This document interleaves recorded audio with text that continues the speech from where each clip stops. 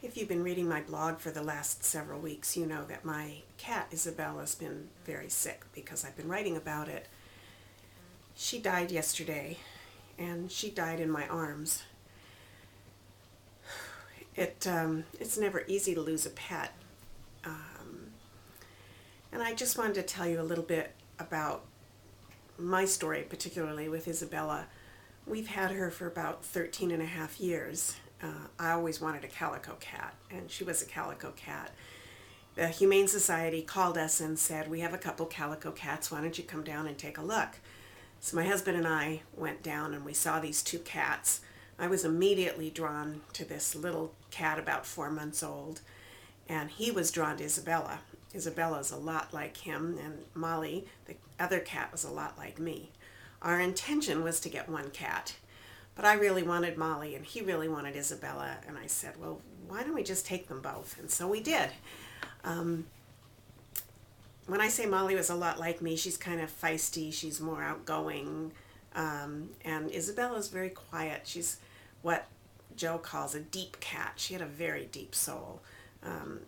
Our tenant Bernadette, who was also very close to her, calls her really zen, and she really was. She never really took to me. She's very shy.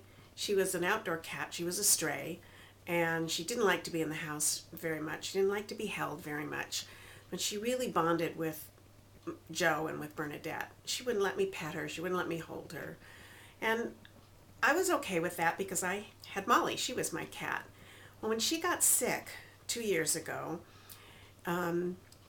she had to be held in order to be given medication, to be tested for diabetes and all of the other things that go along with that. And I was the one that held her. And that was when our relationship really began. And when I would hold her in my arms, she relaxed and she became really comfortable, and she put her head in the crook of my elbow and I would pet her, and it was really nice. It was our bonding time.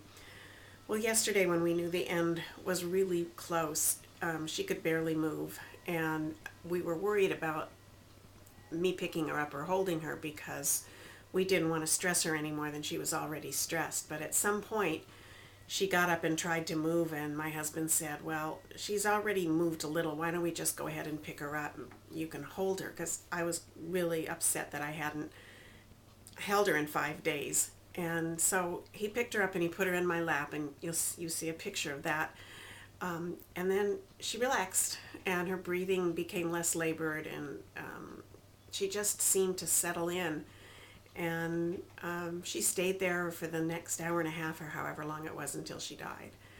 And so I think it was a very hard experience in a lot of ways, and in ways I can't really go into. It was really a healing experience for me because of other things that I've been going through. And it's hard losing an animal, but she was a real gift. She was a real gift to me in many ways that she'll never know.